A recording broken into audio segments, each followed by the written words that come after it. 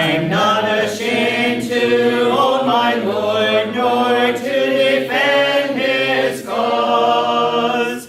Maintain the honors of his word, the glory of his cross. Hello, I'm James Brown, and on behalf of the Eastern Church of Christ located in Toronto, Canada, I'd like to welcome you to today's edition of Walking Through the Bible, a podcast where we seek to study the Bible and the Bible alone. Please stick around afterwards for information on how you can contact us. But for now, please go to the book of Genesis, and we'll turn you over to Jeremy Disocam for our study of the day. Thank you, James, and welcome to all of our viewers. This is the 157th lesson in our study of Genesis. Yesterday we covered Genesis chapter 46, verses 1 to 7, discussing Jacob setting out for Egypt. If you missed that episode and would like to watch it, you can find it and all of our other podcasts on our website at www.easternchurch.org. You can also find them on our YouTube channel at www.youtube.com/EasternChurchOfChrist under the Walking Through the Bible Genesis playlist. Today we're going to begin with Genesis chapter 46, verse 8 and read through verse 27. The text that you'll see on the screen is from the English Standard Version, but you're welcome to follow along with any version that you have. So let's now read Genesis 46, beginning at verse 8. Now these are the names of the descendants of Israel who came into Egypt, Jacob and his sons. Reuben, Jacob's firstborn, and the sons of Reuben, Hanok, Palu, Hezron, and Carmi. The sons of Simeon, Jamuel, Jamin, Ohad, Jachin, Zohar, and Shaul, the son of the Canaanite woman. The sons of Levi, Gershon, Kohath, and Merari. The sons of Judah, Onan, Shelah, Perez, and Zerah. But and Onan died in the land of Canaan. And the sons of Perez were Hezron and Hamul. The sons of Issachar, Tola, Puvah, Yab, and Shimron. The sons of Zebulun, Serad, Elon, and Jaleel. These are the sons of Leah, whom she bore to Jacob in Padan Aram, together with his daughter Dinah. Altogether his sons and his daughters numbered 33.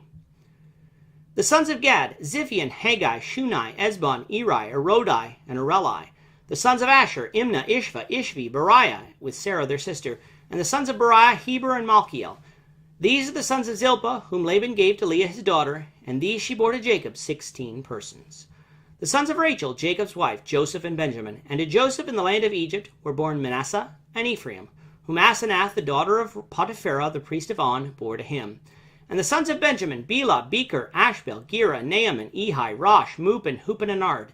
These are the sons of Rachel, who were born to Jacob, 14 persons in all. The sons of Dan, Hushim. The sons of Naphtali, Jaziel, Guni, Jezer, and Shillem. These are the sons of Bilhah, whom Laban gave to Rachel his daughter, and these she bore to Jacob, 7 persons in all. All the persons belonging to Jacob who came into Egypt, who were his own descendants, not including Jacob's sons' wives, were 66 persons in all.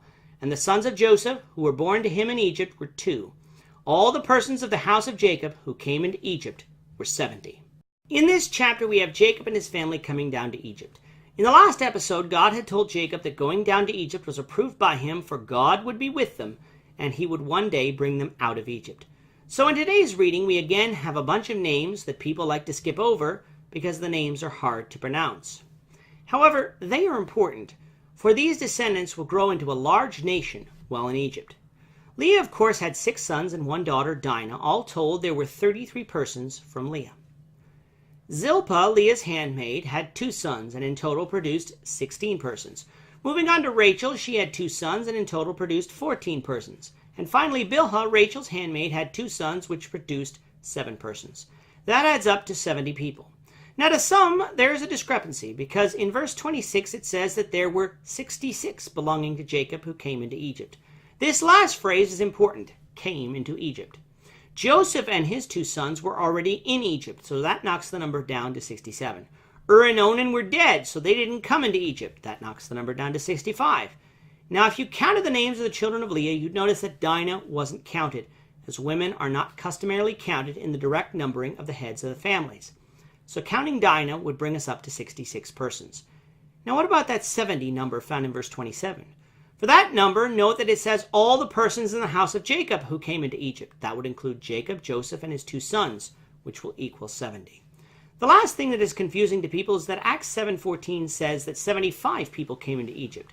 Some believe that Stephen is quoting from the Septuagint translation, which includes the sons and grandsons of Manasseh and Ephraim in that count, thus totaling 75.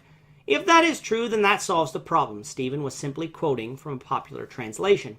However, there is another solution, which is that Stephen was referring to the total number of people who actually came to Egypt, including the wives of the patriarchs.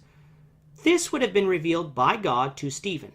Genesis 46:26 leaves this option as a possibility, and since we know that Judah's wife is dead, it is not out of the question that some of the other wives are dead too.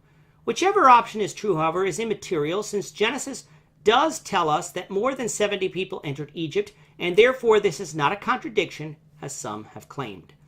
With that, our time is up for today. Please join us, Lord willing, tomorrow when we will continue our study of Genesis, beginning with Genesis 46:28. Thank you, Jeremy. And to our viewers, we also thank you for watching. Don't forget to subscribe to our YouTube channel by clicking on the subscribe button below.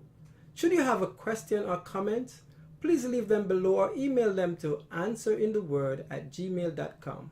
We'll try to respond to you as quickly as we can. We hope you'll join us, the Lord willing, tomorrow when we will be continuing on our study of the book of Genesis. Goodbye for now and have a great day. I'm not ashamed to own my Lord, nor to